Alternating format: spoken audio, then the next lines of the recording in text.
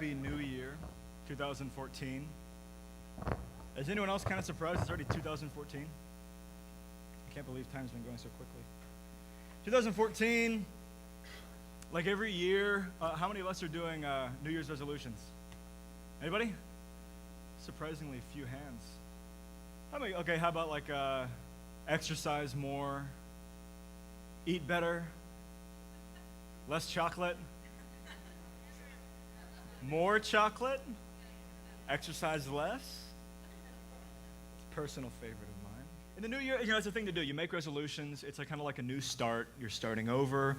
So let's find some ways to change ourselves in a way that's beneficial. Let's start some new stuff along with the new year. So that's good. That's just the way New Year's are. It's good. So what we're going to do over the next few weeks is we're going to jump right into that kind of thing. We're going to take advantage of the new year.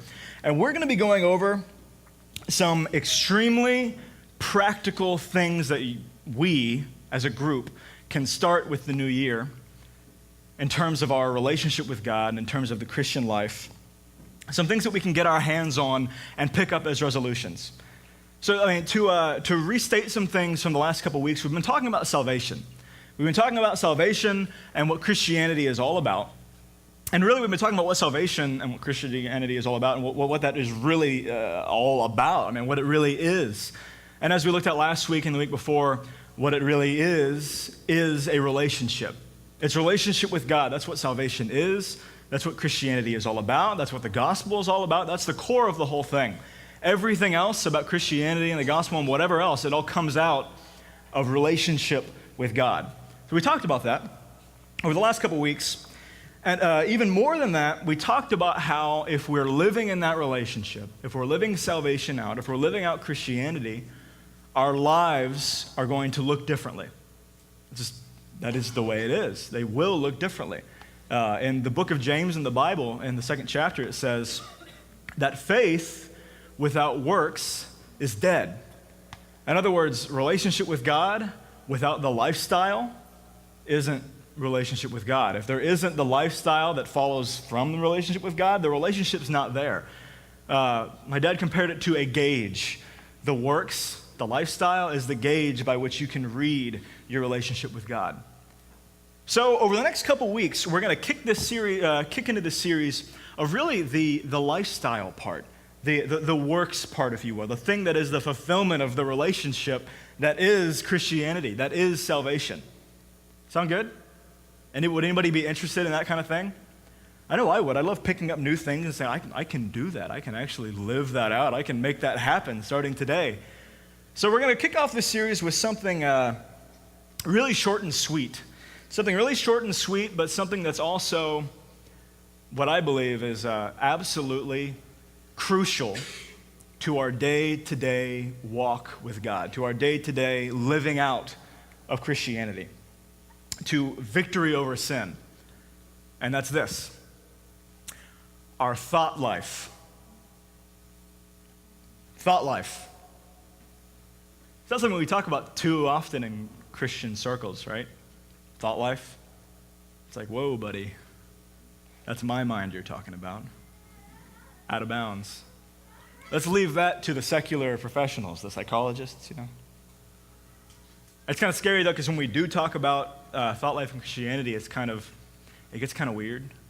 Like when we do venture into there, it gets kind of mystical. We're like coming into like some Eastern religion stuff. If you focus really hard on what you want, God will give it to you. There is no spoon. If you think really hard, reality will bend to your will. The Matrix. So, for the most part, I think we try to be safe and stay away from the weird stuff. Keep out of my thoughts. Let's leave the psychology to the psychologists, right? Here's what's interesting. And this really is interesting because I've never really noticed this until recently. Did you know that the Apostle Paul, that guy who wrote the majority of the New Testament, did you know that he considered managing your thought life to be essential to the Christian life? Do you know that? Did anyone know that? All right. It's interesting. Okay, let's hop over to Romans 6 really quick.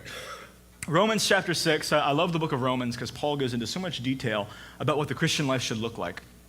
And Romans 6 specifically, He's going into what the Christian life, like what it looks like lived out. And then he goes into how to actually get there, like how to live out the Christian life. And at the very climax of his explanation of this is how you do it, he says this, and I want you to pay attention carefully to the language here. He says, you must, pardon me, you must consider yourselves dead to sin and alive to God in Christ Jesus. I'll say it again. You must consider yourselves dead to sin and alive to God in Christ Jesus. In other words, you must consider yourselves separated from sin and connected with God. This is Romans 6. So first let's look at what he's not saying there really quickly. Let's establish that. He's not saying you must separate yourselves from sin and connect yourselves to God.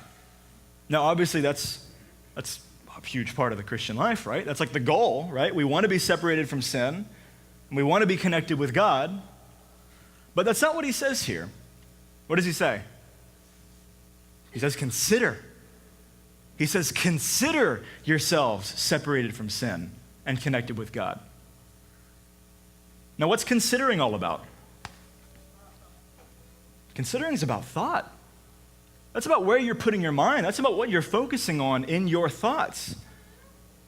And it's interesting because I've studied over Romans I don't know how many times, and I've heard I don't know how many lectures on Romans. I've sat over weeks of lecture on just Romans, and I've never heard somebody point out the fact that Paul is specifically calling Christians into managing their thought life here. This is about your thoughts.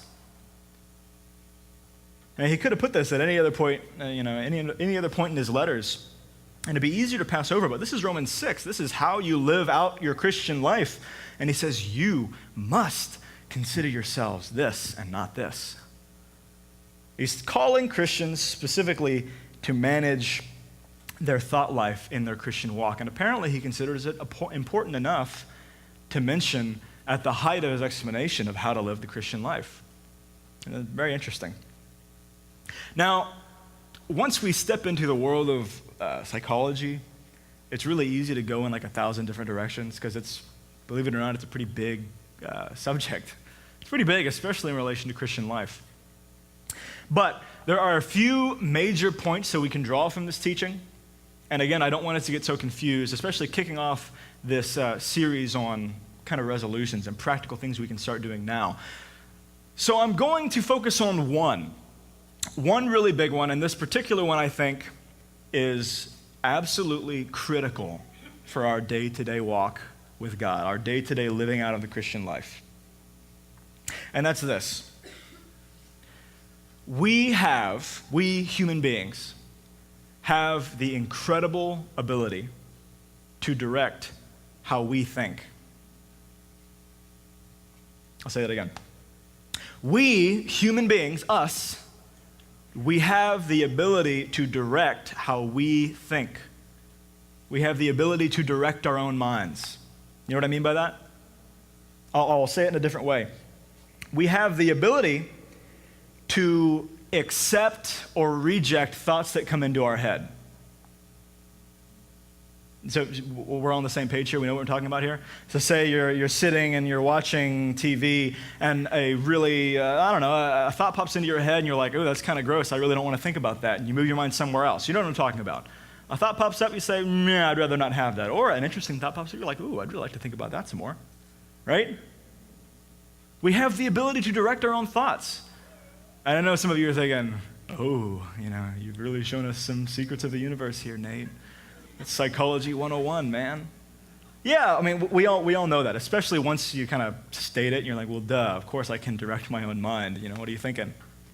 But I really think, and we'll go into this more in a second, but I really am convinced that it is 100% critical for us to understand how this plays into our Christian life, how this plays into our day-to-day actions. And it's even more important to take advantage of this ability and use it for our good in the end. Okay, so let's shoot back, 1,700 years. In the 4th century AD, there were, how many of you have studied or read about the desert monks, the ascetic monks of Christianity from many, many years ago? Okay, so there's a lot of stuff that came out of monkery, some good, some bad. But there was a gentleman named Father Evagrius. He was a desert monk from, again, he died in 399 AD. He was from way back there. And he, in his writings and in his studies, he focused a lot on what we now call psychology in relation to the Christian life. He focused a lot on thought. And he believed, just like we're saying, that thoughts come into our head. They'll just come into our head, just like we're saying. And he also believed that those thoughts can lead us into action. Do you guys agree with that? Thoughts pop into your head, you consider it, and they lead you into action. Yeah. Now, furthermore, he believed that there are some thoughts that pop into your head that can lead you to sin, that can lead you towards sinful action. Would you guys agree with that as well? You say thoughts of pride, thoughts of lust will pop into your head, thoughts of the love of money. This stuff is just going to come into your head. Now, he said this, and this is really interesting. He said, whether these thoughts disturb the soul or not does not depend on us. You know what he means by that? In other words, whether these thoughts are going to come into your head or not, you have no say in it. They're just going to pop up. Can you guys relate with that statement? They're just, where did that come from? I didn't want to think that. Is out of nowhere, these thoughts will pop into your head. But here's what's really cool. He also said this. Whether these thoughts disturb the soul or not does not depend on us, but whether they linger in us or not and set passions in motion does depend on us. You know what he's saying there? He's saying there are thoughts that are going to come into your head, whether you like it or not. You don't have a say in it. Thoughts of anger against another person, thoughts of lust, thoughts of pride, thoughts of whatever. They're just going to pop into your head. I know some of you guys, some of us are probably frustrated, like, why am I thinking that? Where did that come from? So that's just the way it is. I mean, probably for some of it's a lot, maybe like once a day, maybe once an hour, maybe, or like right now, maybe you're thinking, oh man, I really don't like that guy talking to me right now. Oh, I should probably. It's a lot. They just come into your. It baffles me sometimes. Where did that come from? So we have no say in it. That's just the way it is. But what's really cool about this whole thing is, again, we can't control it. Whether these thoughts disturb our mind is not up to us, but we can control whether we choose to dwell on them or not. Whether we choose to let them develop. Whether we choose to let them, and I have a love-hate relationship with this word, fester. It's a disgusting word, but it's very potent. Whether we choose to let those thoughts hang around and develop into something more is up to us. That is something that we have the ability to do. It just is. To put it in a more comical way, how many of you have heard of Martin Luther? No, not Martin Luther King. This is like 500 years before that. Martin Luther was the father of the Protestant Reformation. He was a Christian guy. He was a Christian, and he loved God, and some of the things he did resulted in some huge changes in the church. Let's leave it at that. He was reported to have said this, and this is funny. I like the way he puts this. He said, "You cannot stop the birds from flying over your head, but you can stop them from building a nest in your hair." You guys get what he means? Look, just like you can't do anything about a bird, I mean, maybe you can try to shoot it out of the air or something, but the birds are going to fly over your head whether you like it or not. But if the bird swoops down and decides to start building a nest on your head, you're like, get out of here, bird. This is my head. This is my hair. Get out. That's up to you, right? And just like a bird will fly over your head, thoughts are going to come into your mind whether you like it or not. It's not up to you. But you can decide whether those thoughts decide to build a nest, to sit there a while, to develop, to grow into something more. You guys see that? I love how we're jumping all over the place in history today. I'm going to take you now to the mid-14th century. There was an anonymous Christian in the mid-14th century who wrote a guide to certain parts of the Christian life called The Cloud of Unknowing. Anyone heard of it? The Cloud of Unknowing. And in this guide, he advised his readers to weigh every thought that came into their head. He said, every thought that comes into your head, weigh it, examine it, identify it. And then he said this, those thoughts about sin, thoughts that you recognize are going to lead you in the wrong direction, destroy them at the first sign. Reject them. Refuse to dwell on them. And he believed that that is the only way to avoid following the thought into the action, following the thought into the deed. Isn't that interesting? The very first sign of a thought that's going to lead you in the wrong direction, you identify it and you say, no, my mind's going somewhere else. You guys can probably relate with this, right? You've had a disgusting thought before, and you're like, no. I think we all know that we can do this at some level or another. But I really think that right there is where our ability is. That is the core of our ability right there. The ability to accept or reject thoughts that come into our head, to choose to dwell on them or not. And I really think that we don't consider it that big a deal. We don't think about it that much, but that is bigger than we realize. It's huge. It is absolutely huge. Let's take a step back, because I don't want to just tell you that it's huge. That it's so important because I said so. I want you to try to understand a little bit why it's huge. So why would it be helpful practically to reject bad thoughts that are going to lead you in the wrong direction? To refuse to dwell on them. Have you ever had you ever had one of those thoughts, maybe like a negative thought about somebody else, or anger at somebody, or bitterness, or whatever it is, pop into your head and you chose to let it sit there for a while, to think on it a little bit more? I know you have. Yeah? So we've all had those thoughts where they'll pop into our head and be like, yeah, I'm going to think about that a little more. What tends to happen with those thoughts? Well, even before that, even before action happens, what tends to happen with those thoughts you let sit around for a while? They get stronger, right? They get way stronger. They get really strong pretty quickly. I've had moments just in the last week where I thought, man, that person really irritates me. And I thought about it some more. I'm like, wow, that irritates me about the person.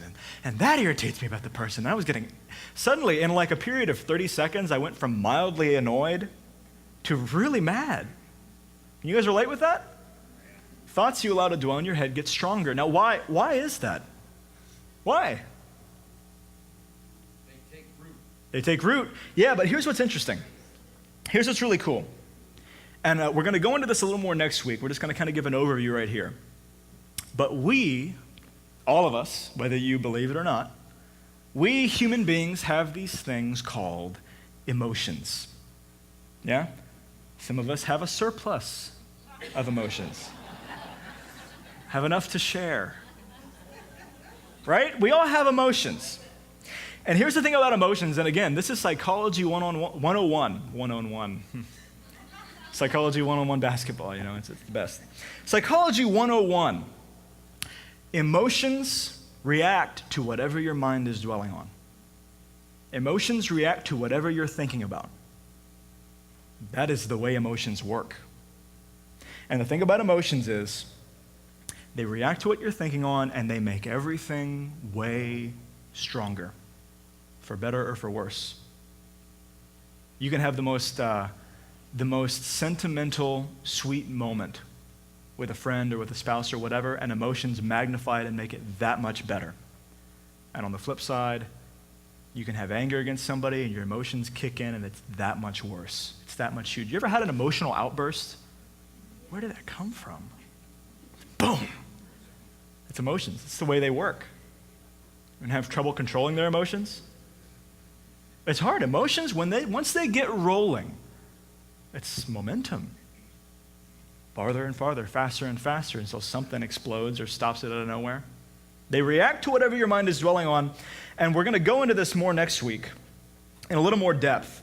But the basic idea here, the bottom line, as far as what we're talking about this morning, the bottom line is that whatever we allow our minds to linger on, whatever we allow to develop in our heads, our emotions are going to kick in. Invariably, our emotions will kick in, and they're going to make whatever we're thinking on stronger. They just do. That is the way it works. And I'm sure we've all experienced this to some degree or another. And so the ability to filter our thoughts, the ability to say, wait a minute, that is going to lead me in a direction I don't want to be going in. The ability to accept or reject thoughts before emotion kicks in and makes it that much stronger towards the path of action, that ability is huge. It's incredibly important because of the way emotions work. That ability is incredibly powerful. How many of you have heard the term or the phrase, taking every thought captive? That's a phrase we've heard in the church, at least, probably a lot of us. Now, the verse that comes from is misused. This is. However, the principle of managing your thought life as a core part of the Christian walk is very strongly in the Bible. The point that Paul emphasizes thought in Christian life at the height of his explanation of how to live it. And I really think that it's something that this thing I'm talking about is something that we, every single one of us, absolutely must learn how to do in our own lives for our Christian walk and our walk with God and for freedom and victory over sin. I can't emphasize how big it is. I remember for me it was a few years back when somebody told me, hey, take every thought captive, and I thought, you know what? I'm gonna try it.